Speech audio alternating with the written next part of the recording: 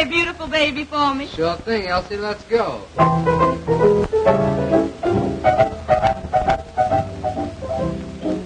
You must have been a beautiful baby. Why, you must have been a wonderful child. When you were only starting to go to kindergarten, I'll bet you drove the little boys wild. And when it came to winning blue ribbons, you must have showed the other kids how. Why, I can see the judge's eyes as he handed you the prize. I bet you made the kids bow, 'cause you must have been a beautiful baby. 'Cause baby, look at you now. Why, you must have been a beautiful baby. Why, you must have been a wonderful child. 'Cause when you were only starting to go to kindergarten, I bet you drove the little boys wild. And when it came to winning blue ribbon, why, I bet you sure, why, I can see the judge's eyes as he handed you the prize. That you made the cutest bow, 'cause you must have been a beautiful baby. 'Cause baby, look at you now.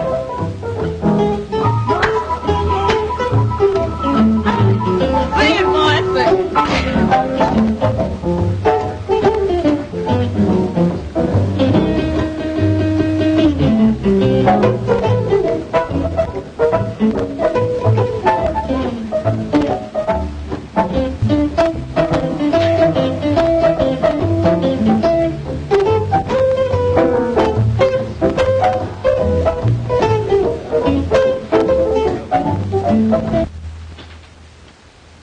Come in.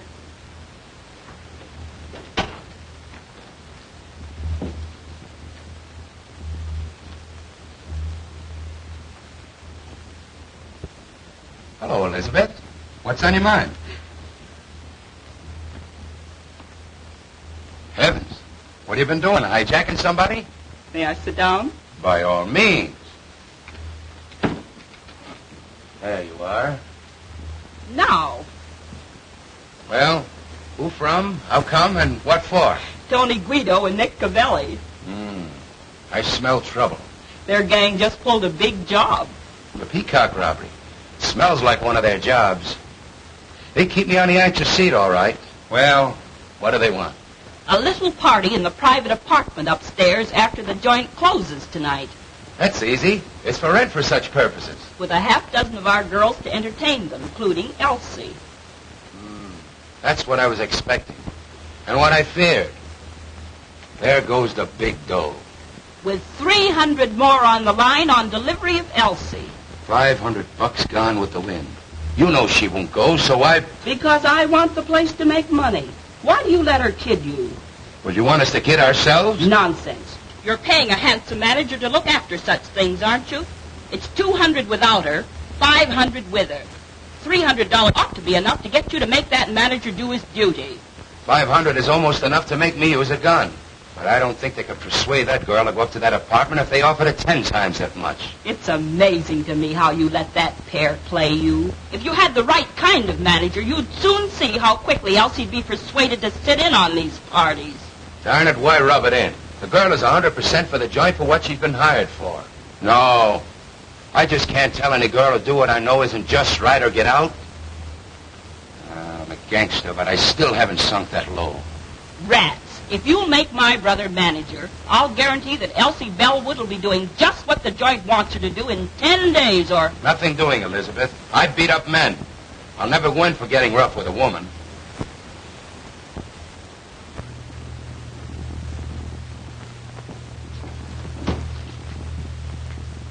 Oh, Mr. Farina.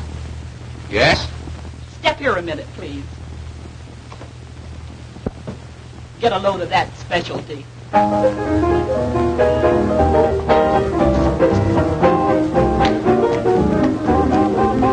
Some of these days, babe, you're gonna miss me, honey. Some of these days, babe, you're gonna feel so lonely. You're gonna miss my hugging. You're Gonna miss my kissing, gonna miss me, baby.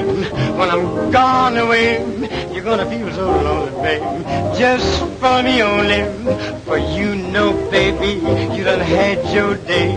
And if you leave me, you know you're gonna grieve me. You're gonna miss your little brown skin chocolate drop mama some of these. You're gonna miss me. You're gonna miss me? You're gonna miss me. Ow. What is that? Watch it, boys. You're gonna miss your little brown skin chocolate drop mama some of these days.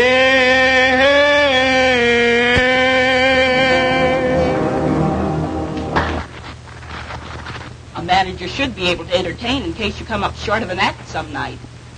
You saw that. Think it over, Mr. Farina.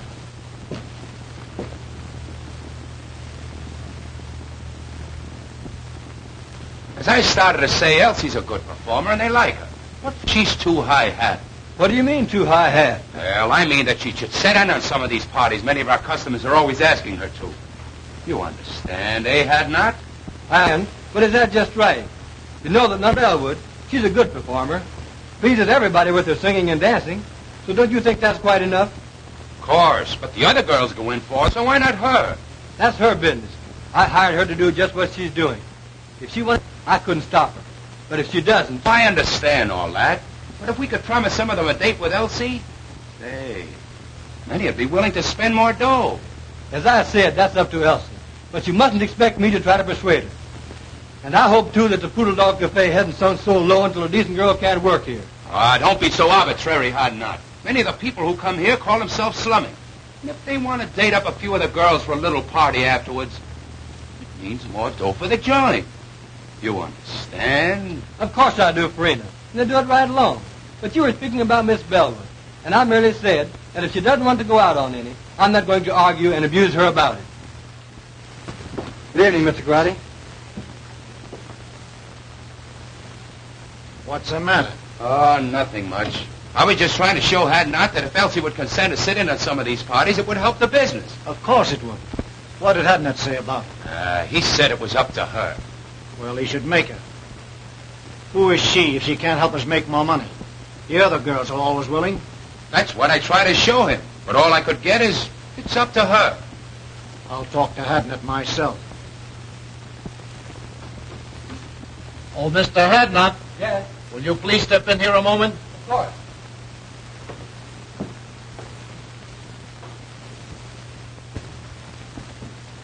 Have a seat. Cigarette? No, thanks. Mr. Hadnot, my cousin tells me you don't like the way we run our place. Hadnot don't think that we ought to try to persuade Elsie to go out on parties if she don't want it. I said that I wouldn't try to... Now, this Elsie girl, she's very attractive. Some of our customers will sit in a little party now and then. You understand, after the place closes. Now, we like to oblige our customers. So we think that you should... Listen, Mr. Grady, your partner and I have just party. It's up to her. But I hired her to sing and dance here in the place, not to go out on private parties. Now, if you want to try to persuade her to, that's your business, but I won't. Oh, you won't, eh? Well, what do you think we got you hired for besides managing the place? We can do the managing. That is, you know the girls better than we do. You talk the same language. Now, we've been after this girl to help us out a long time. Now we say you get her to or... Quit. That's okay by me. Now, Hadnot, you don't have to do that. Let's talk it over. You see, I try to You get... both made your positions very clear. There's no alternative but to do what you want me to or resign. I'm resigning. You can get plenty of men in my race to do anything you ask them to. So why waste your time on me? As far as Miss Bellwood's concerned, she's a lady.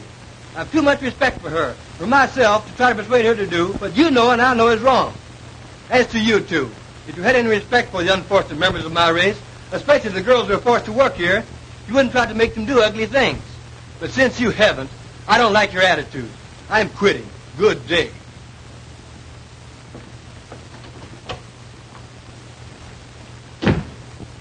I was coming in to see Mr. Farina, and I couldn't help overhearing what was going on inside. What does he mean?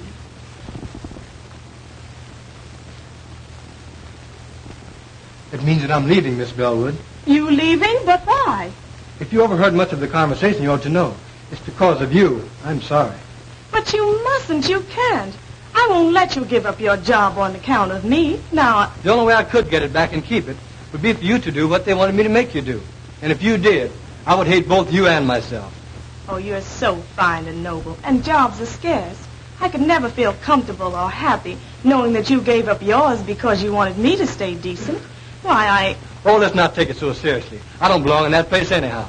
neither do I.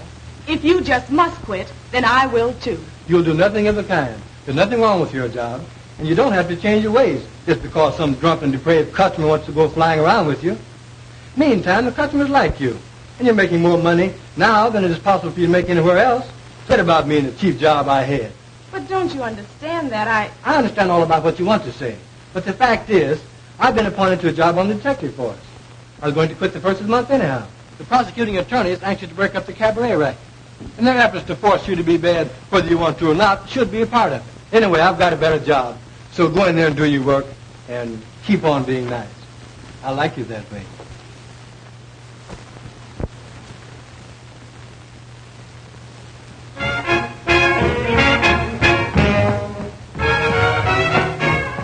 there's certain something in this world that I like best.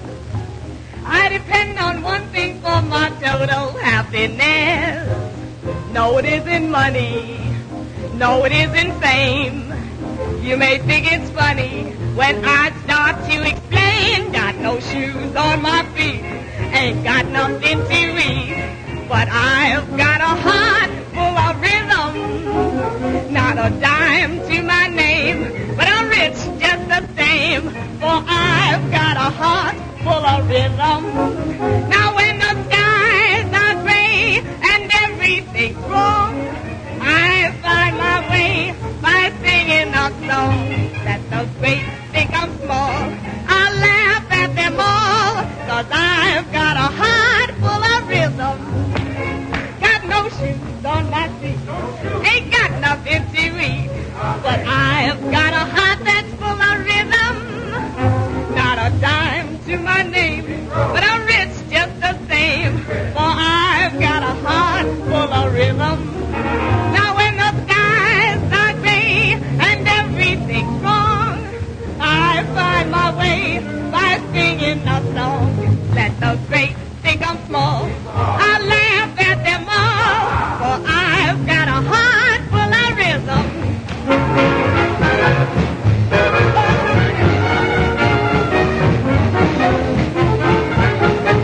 Now let the great think I'm small, I laugh at them all, but I've got a heart full of rhythm.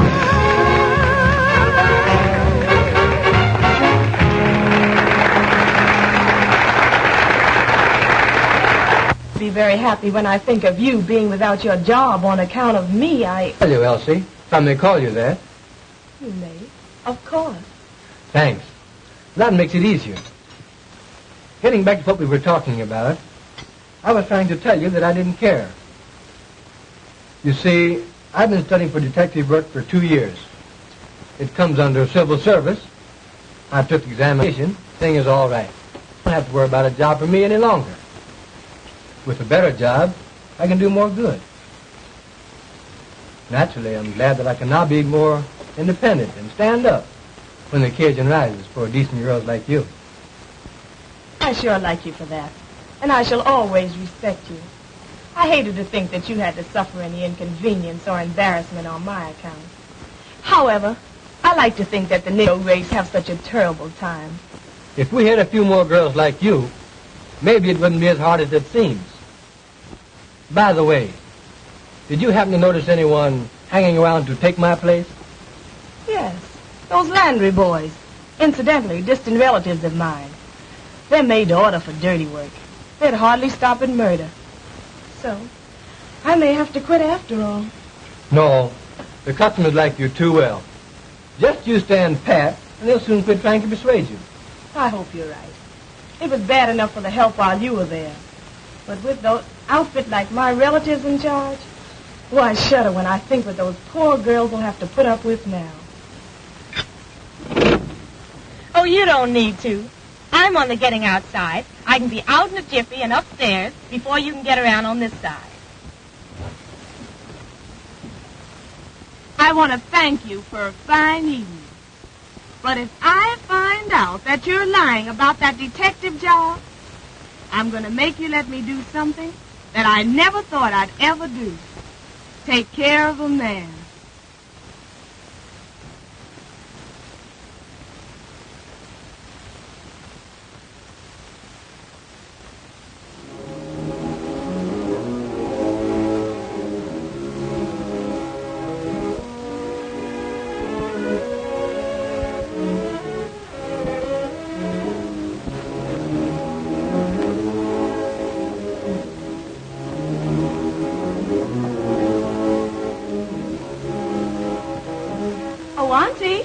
Oh, Auntie, are you asleep?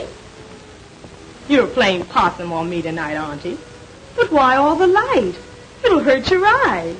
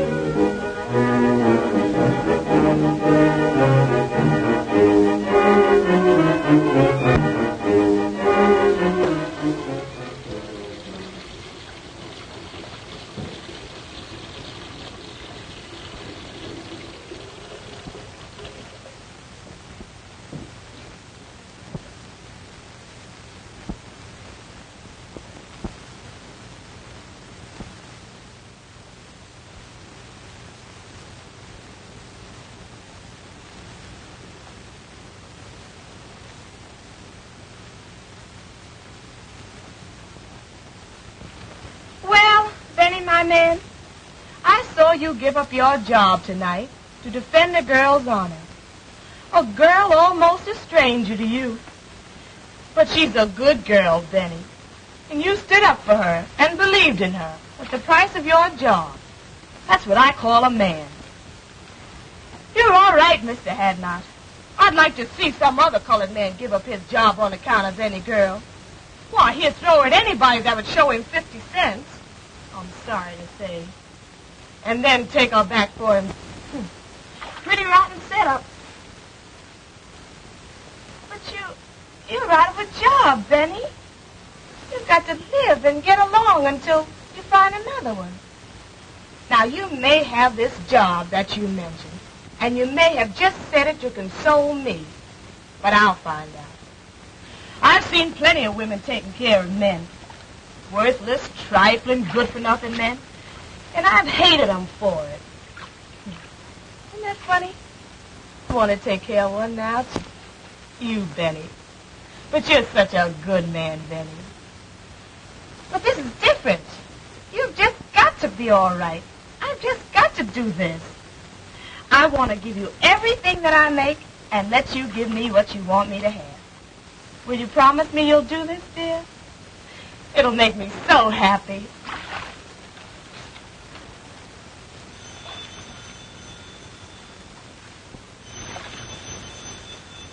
The phone. That's strange. I wonder who could be calling at such an hour.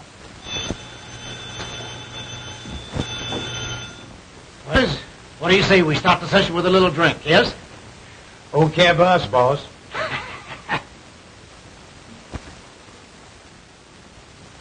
What can you want to talk to my aunt about at this hour? Please give me the message. She's a standard. But if you say that it's a matter of life and death, I guess I'll have to call her.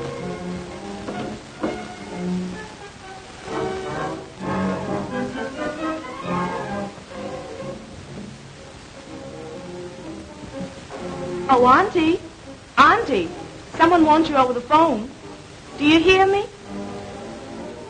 Poor Auntie. You're tired. I just won't do it.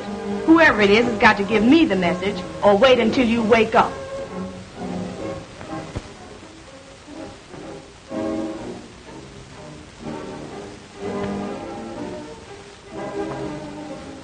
Hello? Hello? Hello? Hello? Hello? Hello? That's strange.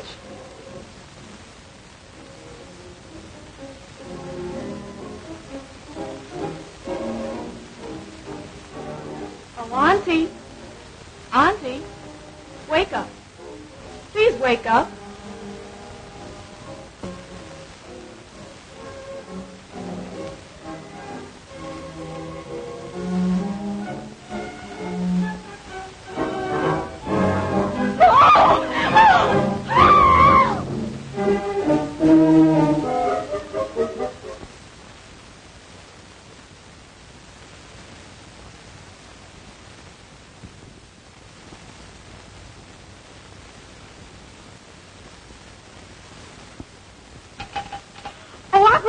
Operator, give me the police station, please, quick.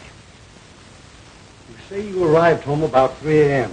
and thought upon seeing your Aunt laying as we discovered her that she was asleep? I thought she was asleep.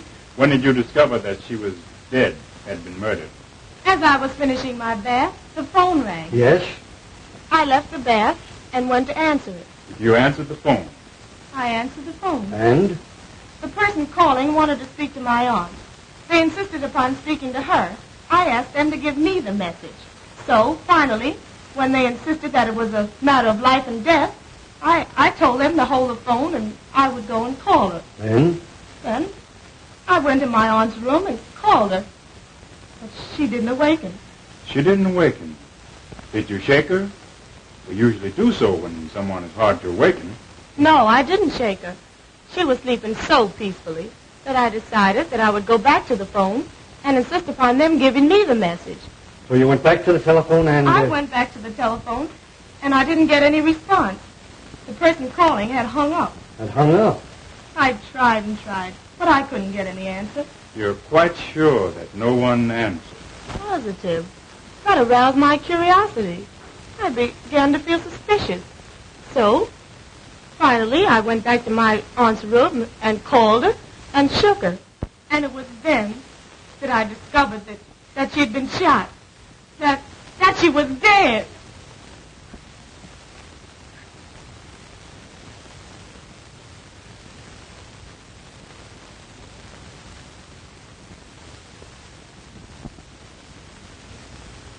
Well, what do you think of her story?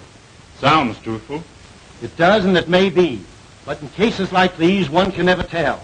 It always pays to reserve decision until you learn more. That's true. Who is the girl? Her name is Elsa Bellwood. Do you know her? In a general way. I've talked with her.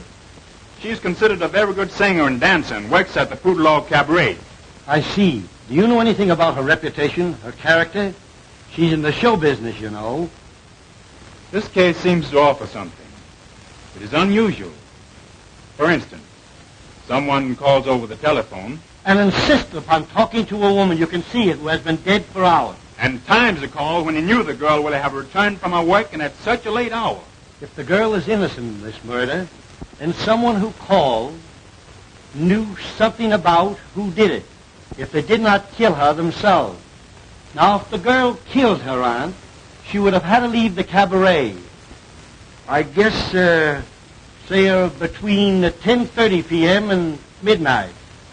Go home, shoot her aunt while she was asleep, go back to the cabaret, go on with her work, and then come back here in an hour and call the police station. It's too complicated for the arresting officer. There's only one thing to do. We'll have to take her downtown and hold her. I'm sorry. She seems like a very nice girl and truthful. But somebody killed that woman. Now, as the girl was the only one here, there's only one thing to do. Take her downtown and book her. Come on. Does this mean that I'm under arrest?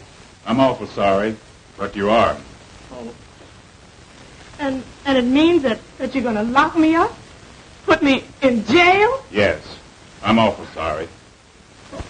I'm not blaming you. There's been a murder, and the law has got to find out who did it. Well, there's no one else to hold it this time but me. So... If you have an idea who did it... No, not the least. Not the least. I can't imagine anyone wanting to kill my aunt. Poor auntie.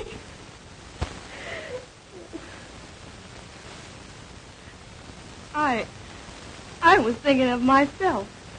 I've never been arrested before. And now they're holding me for something that I don't know anything about.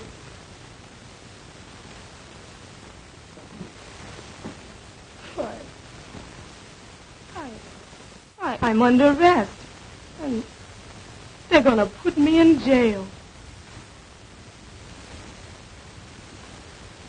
Well, Wanzer, if you're sure... I'm not sure of anything. I merely feel that the girl is innocent. We should go easy on her until we get some more evidence. Well, I'll speak to the matron. But you understand, she cannot leave. But at least the room isn't a cell. Thank you. I've talked to the matron has a room here with a bed in it, so we're going to let you have it so you can get some sleep. Then when you're brought before the DA this afternoon, you'll be more rested and composed and think more clearly. You must be awful tired after such a night and all of this. Thanks. You're very kind. I am tired. Very tired. I feel... Oh, I guess I just don't feel anything anymore. I'll call the matron now. Do you know a lawyer? Have you some friends? I have no lawyer. I know a lot of people, but I'm afraid they won't understand this. I just don't know what to tell them. Do you have a boyfriend? No, A pretty girl like you? You must have somebody you like or who likes. Oh, I didn't say that I didn't know anybody. I know a man, but I don't think he would come closer to under than anybody else. If you have a pencil, I'll give you his name and address.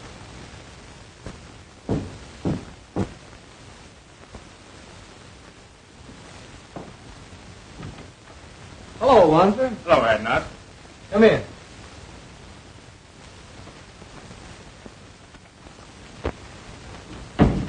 Have a seat. If Miss Bellwood didn't want to go on these private parties, and you know what that means, I wouldn't make her go. Say, if I had my way, I'd clean up every cabaret like the Poodlock in this town. I stay so annoyed when I have to look upon other girls forced to put up with all they have to that it just makes my blood boil. Well, that was the trouble, and why I lost my job. Miss Bellwood is a good girl. She's a good performer, and the people like her. So I was thumbs down on making her do anything, other than the work she had been hired to do, for her to hold a job. So that's why I'm out of the poodle dog. That's too bad, Hadnot. But what about your appointment to the detective force? That's gone through, and I'm starting to work the first of the month. Good. I'll be glad to welcome you. Thanks. But getting back to the girl, can you imagine her committing a murder? We couldn't even force her to go on a private party. I'm positive that she doesn't know anything about it. But this is the law, so you see what we are up against. Sure, I understand. Well, get your things on and come on down to the station with me, and we'll see what we can do. Of course. I'll be ready in a few minutes. Come in.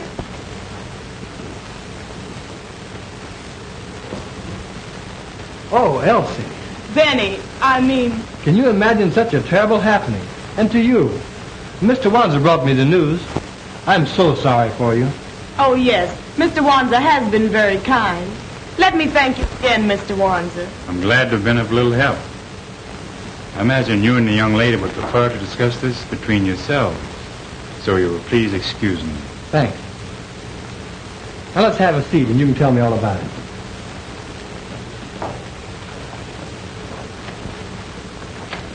As I understand it, she had been dead several hours when you found her, after your arrival home. Oh, it was too terrible for words. Why, I walked about the house talking to her at intervals for about 15 minutes after and called, or maybe had called, to see if I had returned home. And when they found that I had and didn't know that she was dead, then that's the way it all ends. I can't even imagine beyond that. She was shot between 11 and 12 o'clock last night. Now, what time were you called? Between 3 and 4 a.m. She must have been dead at least 3 hours before the girl, according to her story, discovered the body. Just about. You know, this case offers something. Here are two colored women living alone together, who one finds the other mysteriously murdered. Now what? I've detailed Wanzer to investigate it. That's sensible. Being a colored man, he might be able to find out things that one of our other officers could not. And I expect him to uncover something by this afternoon. Come in.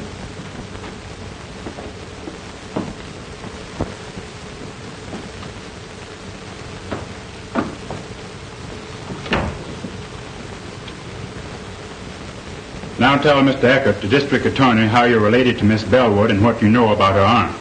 Well, I don't know that I ought to. Go ahead, sister. Tell them all about it. Well, all we know about the murder is what we read in the morning papers. Of course, we know, that is, we knew the victim, Josephine Hawkins. In fact, she was a cousin of ours. Oh, your cousin. So you were related. All right, go on. And this Miss Bellwood was her niece and lived with her. That we have already found out. Miss Bellwood told us that when we went to her house this morning. Of course, I merely mentioned the fact so that you'd understand. Now, what did this Mrs. Hawkins do? How did she live? You mean Miss Hawkins? She wasn't married, had never been married. Oh. No, she owned a beauty parlor that she ran downstairs in the same building. Have you any knowledge or idea how the expenses of the apartment were shared? No, I don't know. But I do remember once talking to her and of her saying that she had an awful lot of insurance for a woman, but that Elsie, her niece, had taken it out on her and was paying the premiums. So she was heavily insured, and her niece, whom we are holding here, paid the premiums, even had the insurance taken out. That's what she told me. Just when did she tell you that? Oh, 3 or 4 months ago, I'd say. That, of course, could be a motive for the murder. But we want to know more, Mrs. Green. The whole story. All you know. It's all right, Elizabeth. Go on. Tell them all you know. Well, Now, just a minute. Come here. You keep telling her to talk. How about you doing some talking yourself?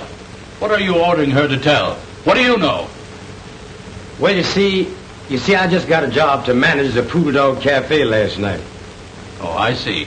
You got a job to manage the Poodle Dog Cafe, and you got it last night. So what? Yes, he must tell all he knows.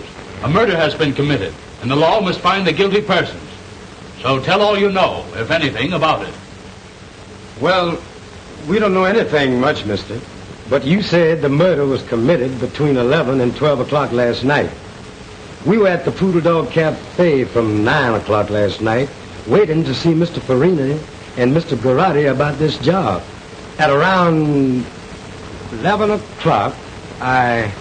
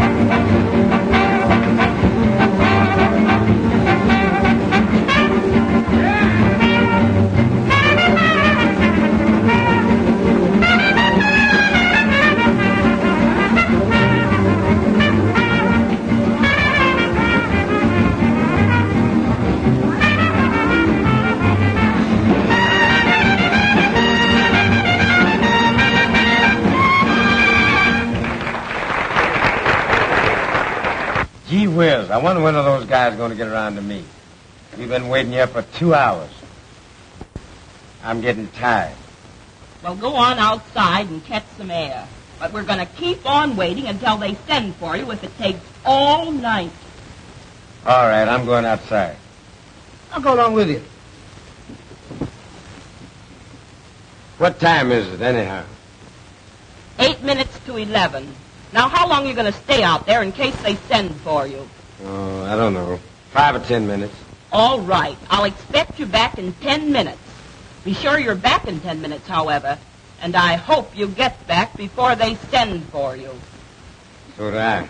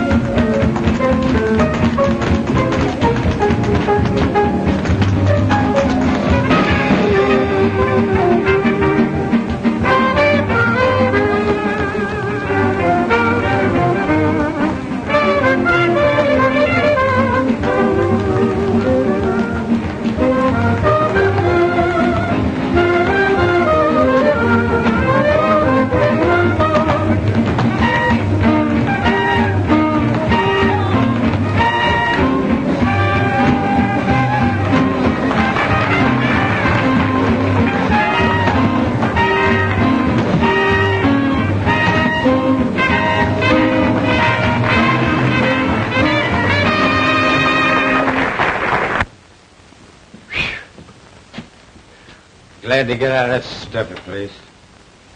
Cigarette? Yeah.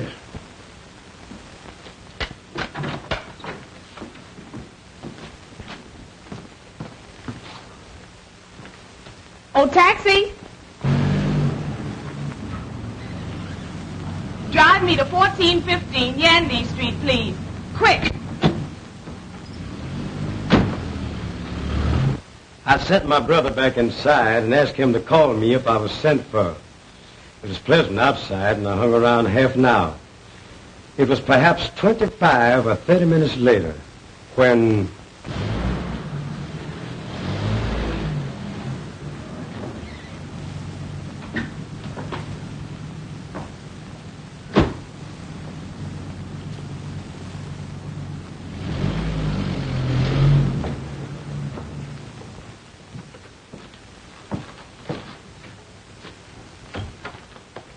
It's great to see you now. Okay. When I entered Mr. Garrod and Farina's office, I happened to look up at the clock and remember that it was 11:35. Yes, sir. Bring Miss Bellwood to my office at once. Yes, sir. I thank you people for the information you have given me. I'll take your address, and if and when we need you, we'll send for you. You may go now. I sure hope you don't send for me. Oh, what an awful story. Why, I didn't leave the cabaret from the time I went to work until Mr. Hadnot picked me up and drove me home shortly after 2 o'clock that morning. Why, if the man chose to lie like that? Perhaps he's trying to shield the real murder. Would he have any motive for killing her himself? Oh, I don't know. The whole thing has become so confused until I can't think clearly anymore. But I can't see where he would have had any motive. And why are they trying to put it on me? These cousins of your aunt's seem to have hated her, or you both. Can you prove that you didn't leave the place at the time he said you did? I'll try to. Now, let me think. I remember. After the first show, or I should say between shows, we always do 2 shows, I went to my dressing room and had a nap. I always do. If someone saw you go to your dressing room and could swear you stayed there until the second show, that would counter this evidence, which Landry will no doubt repeat when he's placed on the stand at the trial. That's it, Miss Bellwood. You took the words out of my mouth.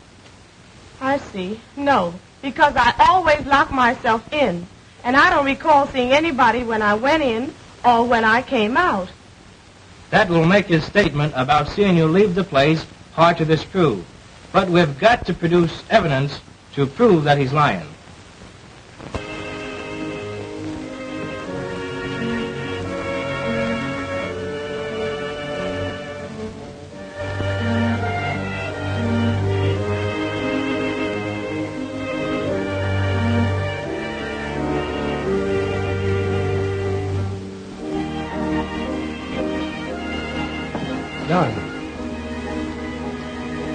There's no use, Benny.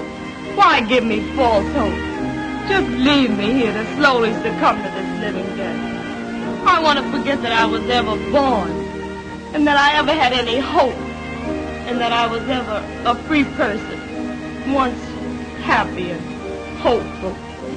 I can both understand and appreciate your hopelessness and despair, Elsie. But I want to tell you, dear, that I love you, have loved you long before you even knew it.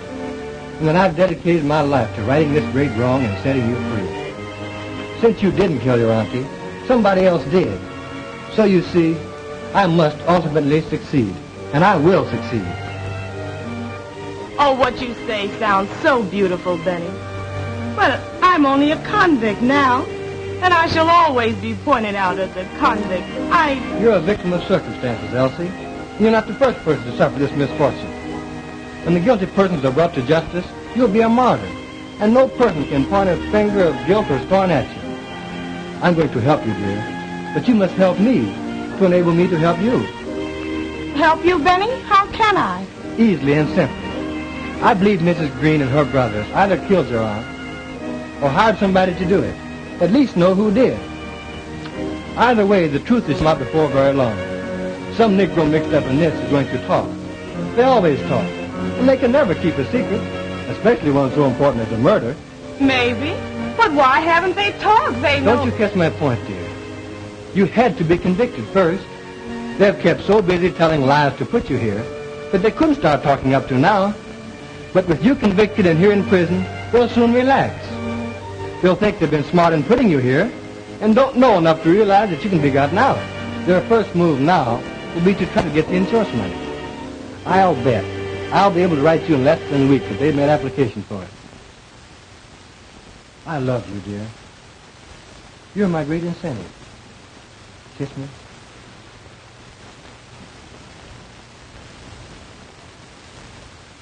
Well, how are you, Mr. Wansit? Would you have a chair? Sit down here. You told me once that Mrs. Green's husband had been in love with your aunt many years before, back in the South. And he loved her dearly. And he was still in love with her when she was killed, and would come to see her often. But he's disappeared. I haven't seen or heard of him since the night she was murdered. That's strange.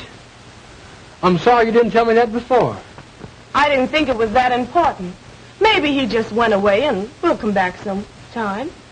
He may and he may not. Meantime, this might prove a connection. It might turn out to be the link that's missing. Maybe you'll find out something when you go to the city from, Reverend Bryson. He knew us all before we came from the South. Maybe you'll find out something from him about Mrs. Green's husband. Although it has been a long time since we came north. This looks like a lead. I'm going to follow it. I have a feeling we'll get somewhere. Now that this Elsa Bellwood has been convicted of murder and sent to prison for life, who will the company pay the money to? Oh, that will be decided by the court. In the meantime, this Green family, Elizabeth, John, and Clyde, have applied to it of next of kin. Oh, they have? So soon? Yes, I have the application papers here. You won't be paying them the money? Not until authorized by the court, and that will take considerable time. I'm glad to hear you say that. Did they give you the impression when they filed the application that they understood it would be some time before the matter would be settled? Oh, since you come to speak of it, I think that will be settled very shortly. Thank you. That is all I wanted to know. By that, you can see that they're counting on the money much sooner than it is even possible for the claims to be paid. This case isn't going to be long before something cracks. When this outfit finds that they can't lay hands on the money as quick as they had planned, Some of them are going to get impatient and drop something. And I'll be Johnny on the spot to pick it up and land all three of them in jail right quick. Well, I'm depending on you to keep checked up on them and help me to get somewhere. I have a feeling that there's a story yet to tell. In the meantime, let's get over this Reverend Bryson's and see what we can find out. You said something, brother.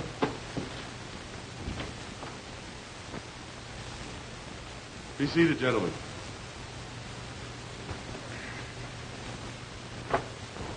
You're nothing but a whiskey head and no good. We have liquor here to sell to customers, not to be soaked up by the manager. You stay drunk. Nobody likes you. So you're through. Now get out.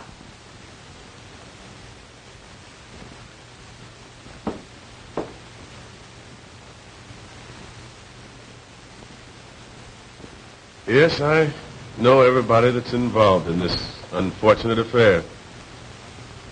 I knew Josephine Hawkins when she was just a pretty young girl having beaus for the first time. I knew Elizabeth Landry when she pulled the trick on Ned Green that made them man and wife. She says that she's going to have a baby and that I'm his father. Are you? Maybe I am and maybe I ain't. You know I ain't the only one that's been running around with her. Well, that's the chance you take, young man. She has you charged with fatherhood. There's no alternative. What do you mean there's no alternative? Well, I mean that you must marry the girl. But I don't love her. Never did and never will. You know who my girl is. You know who I've been going around with. And I ain't afraid to tell you that I love Josephine Hawkins. She wouldn't come up with no tale like this. Why should she want me to marry her when she knows that I'm in love with her cousin? Well, that I don't know, young man. Now, you admit that you've been having clandestine affairs with that girl. She charges you with being the father of her unborn child. If you do not marry the girl, she'll have you arrested, put you in jail. You have a very good reputation, and you shouldn't permit either yourself or the girl to be scandalized. When you get ready for the ceremony, bring the girl here to me. Well, I married the couple, and 3 months later,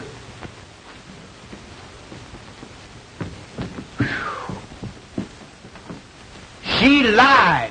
She's no more to become a mother than you are. She tricked me into marrying her, the dirtiest trick a woman could pull on a man. That's why I came to you to find out what could be done about it. well, you might ask for a doctor's examination, and if the examination proves what you say, I think the court would grant you an annulment. I don't want to wait that long. I can't be bothered with no nerves. I'm leaving town. I'm afraid if I stayed here, I'd kill her. I ain't got time to be bothered. I am leaving town tonight. Goodbye.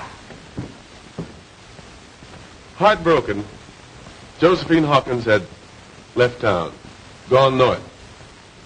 And Elizabeth, after Green had left her, she left shortly afterward also for the north. And feeling that Green had followed Josephine, which perhaps he had, Elizabeth took her brothers, whose reputation was rather unsavory, north with her.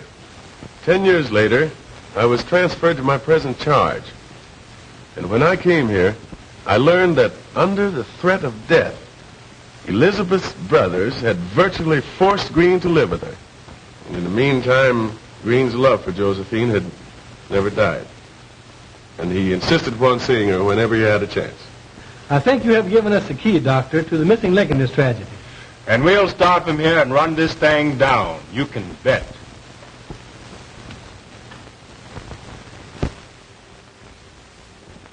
Here we are, broke, strapped. It may be months before we get this money, if at all, and you must keep pouring liquor down your dirty throat until the Italians get disgusted with you and kick you out. Oh, you make me sick.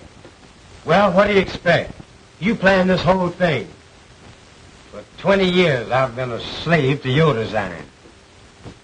Ever since the time you tricked Ned Green into marrying you, everything has been subordinated to your convenience. The only way I've been able to keep up is to keep pouring a lot of rotten liquor in me.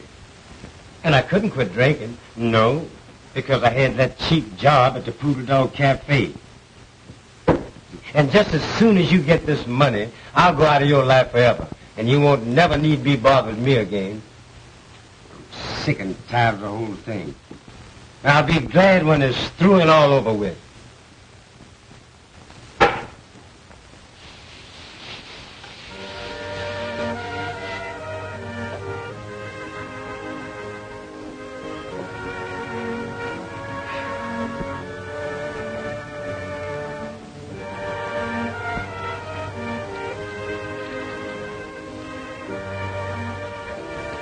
Dearest Elsie, we're getting somewhere. Very soon the case will be cracked wide open and you'll be free.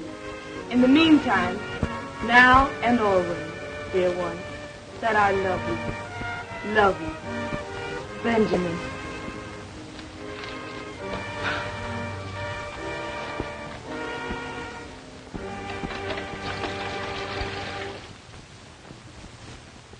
We'll wait right here till somebody comes out or goes in. I have a feeling we won't have to wait long.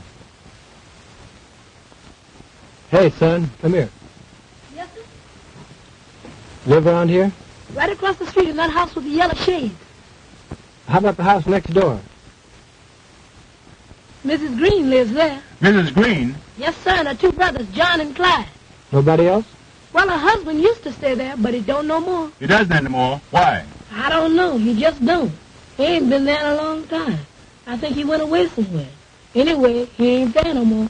But Mrs. Green's brothers, do they still live there? Oh, yes, sir. One of them's there now. He always is. The other one will be coming along soon.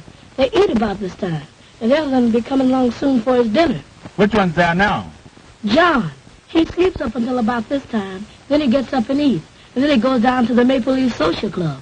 Maple Leaf Social Club, eh? Well, what time does he get back? He's never back before I go to bed, so I guess he gets back kind of late.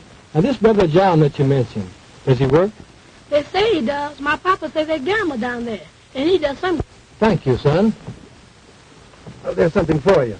Oh, thank you, sir. Now, what time do you go to bed? About 9 o'clock, sir. About 9 o'clock. I see. How would you like to meet us, say, right here at 8 o'clock? We want you to carry a note. We'll give you another quarter. Oh, I'll be glad to, sir. Right here at 8 o'clock. Right here at 8 o'clock. But remember, don't tell anybody. We won't be able to meet you and give you that other quarter. Oh, I know how to keep my mouth shut. I'm studying to be a G-man. I won't tell nobody. Be sure that you don't. You can go now and meet us back here at 8 o'clock. At 8 o'clock? Don't tell nobody? I'll get you, mister. Goodbye. What's the idea, anyhow? I want to have a little talk with Brother John. A little private talk, and I need the boy to help me arrange it. Let's go down to Morrison now for a glass of beer, and I'll tell you the rest when we get there. Now, that's the way we'll work it. Sir, that's a clever plan to have thought up all by yourself. Why didn't you think of it before? And why didn't Napoleon think of airplanes and howitzers? He could have really conquered Europe then. You go load the men into 2 cars and stop in the next block. They don't need to know what we're doing until we're doing it. I got you, Steve. Now, when I drive up, be sure and have your hand on your gun and be ready to get in the car and cover it. Understand? I got you twice. Okay, now going.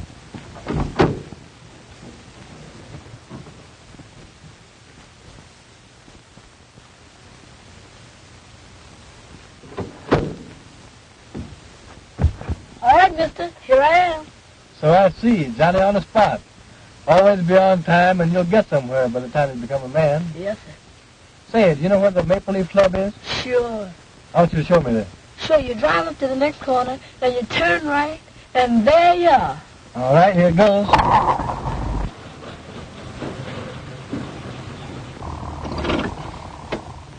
That's the club there, mister. Yeah? Well, go in there and see this man, John, and tell him that his brother wants to see him down there right away. Understand? Yes, sir. When you bring him here, I'll give you the other quarter. Now, when he's sitting here by me, you come around on this side of the car, and I'll flip it to you easy like. Yes, sir. Now, if you do just as I say and keep your mouth shut, it may be 2 quarters or half a dollar that I'll be giving you. Yes, sir. You can go now.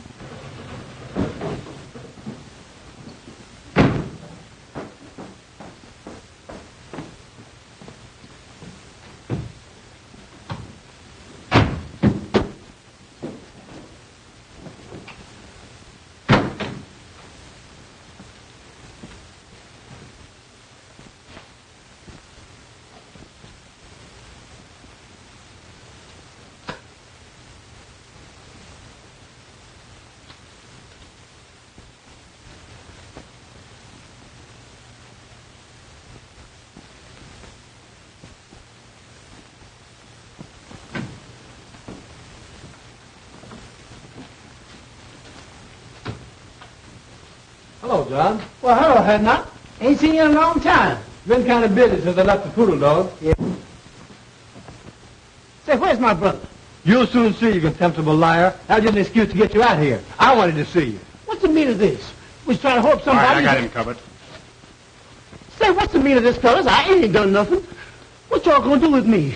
We're taking you for a little ride, and you won't be coming back. I ain't coming back. How come? Ever heard of Tolston Manor?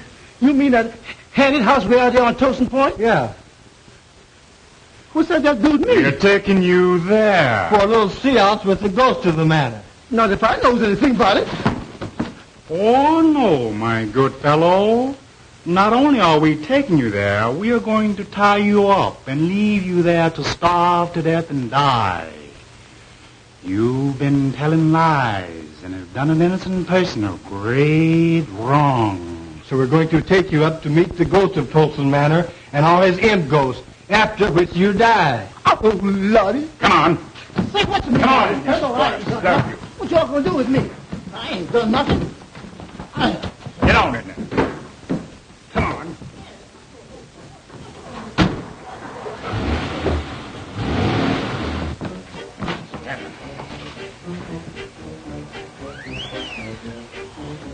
All right, Wanda, make a light, please.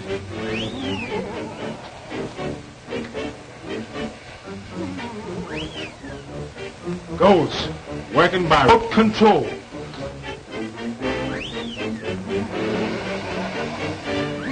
I hear that the only living things that visit here are huge buzzards with pink necks and white gills who fly down through the chimney and pick the bones of liars like John here, whose lips have caused great suffering. They tie them to that post over there. And when the buzzards fly down and devour our bodies, old Tolston turned their soul into imp ghosts. And every night at 12... Great goodness, it's midnight now. When that hand reaches 12, the ghost I've heard appear. At the stroke of 12, now watch.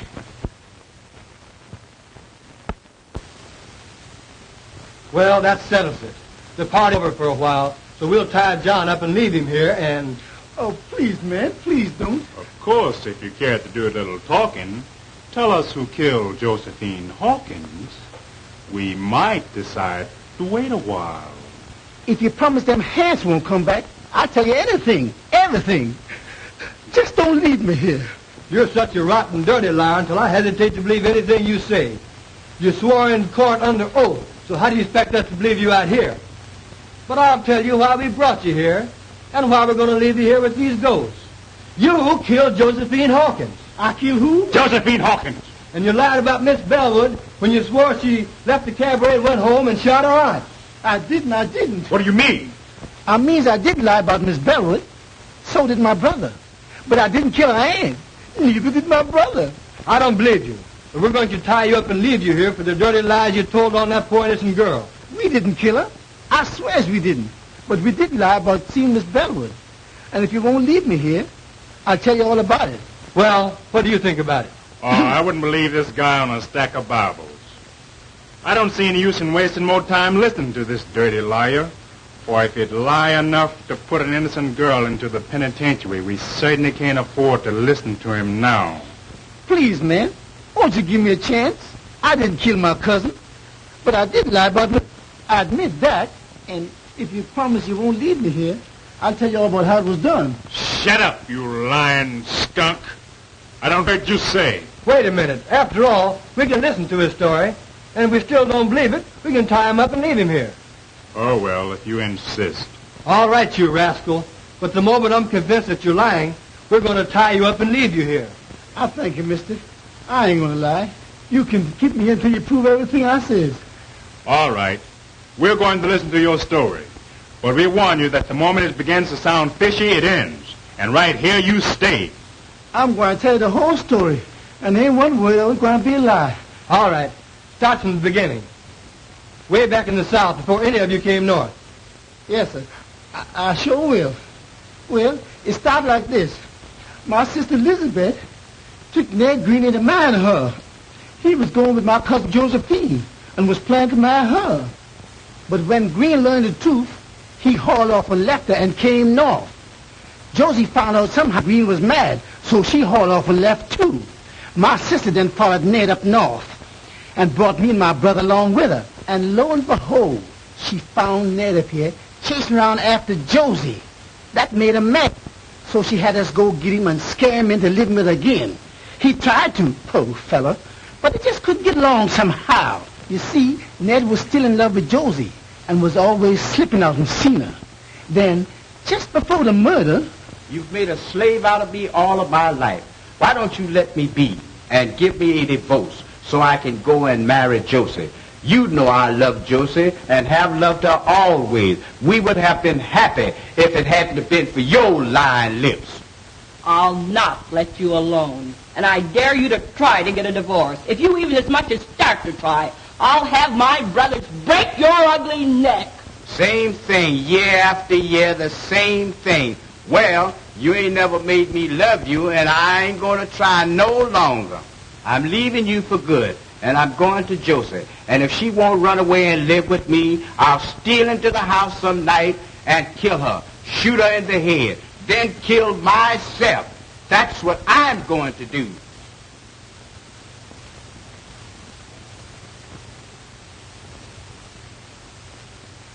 No dumb Negro like you ever had nerve enough to shoot anybody. And as for killing yourself, you make me laugh. But my sister was mistaken that time. For the very next night, that was the night of the murder, when we returned home from the cabaret where we testified, we saw Elsie leave, then come back. We found a note.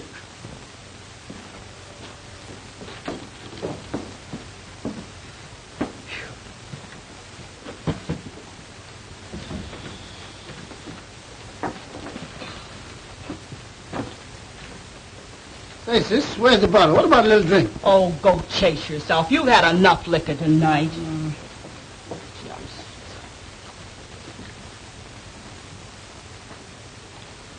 Say, what's this?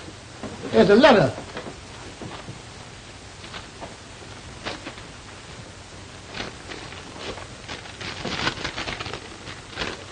To my wife, I have done it.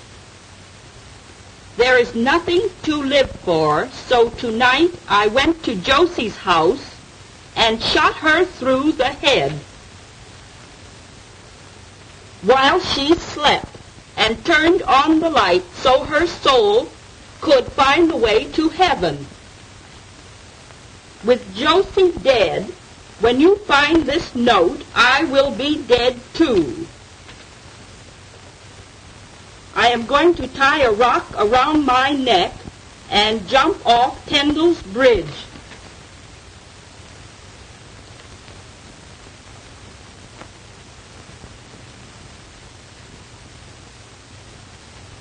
If you care to bury me, you will find my body at the bottom of the river under the bridge. Unhappily, Ned. My sister then sat down and planned the rest. We knew exactly what time Elsie would come home. So she called up Cousin Josephine's house every 10 minutes, starting at 2 a.m. She finally got Elsie. She could tell then that the girl didn't know her aunt was dead when she said, I'll go and call her. And when she did, Lizzie hung up on her. She knew then that Elsie would find out that her aunt was dead, had been killed. Lizzie stayed up all night long, making up that lie about Miss Elsie leaving the cabaret and coming back, so as to make it look like Elsie did it. Then she rehearsed me and Clyde on how to tell it. We were scared they would mix us up. All the time we was at the district attorney's office, Lizzie kept on pinching me and Clyde to make us tell it like she rehearsed it. You see, she was after that insurance money, and she figured that if she could get Elsie convicted, why, she'd get it. Well, what do you think of it? Well, I guess we'll put him under arrest while we check on his story. And if we find Green's body... That'll reopen the case and set Miss Bellwood free. All right, fella. We're calling the party off, taking you back to town and locking you up until we can see if your story is true. Let's get going.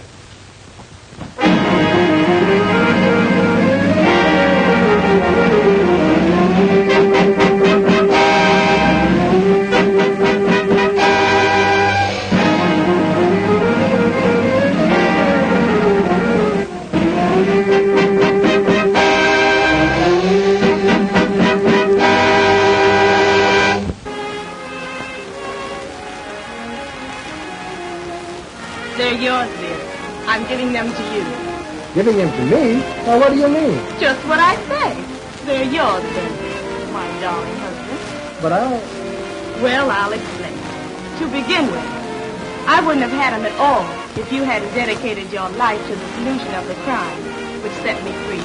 And next, for some strange reason, when I thought that you had lost your job on my account, I developed a means to give you my money, to take care of you if need be, until you got another job. Then suddenly, all I had been through began to happen. You saved me, you loved me, and you married me. And I love you. Now, after all this, if you want to make me happy, please take these checks, $15,000 worth, and do whatever you want to do with it. Will you promise me, dear? Such a peculiar request. Such a strange desire. But since you insist on making me a sort of guardian, I'll take the checks and establish a trust fund for our children, dear. Will that be all right?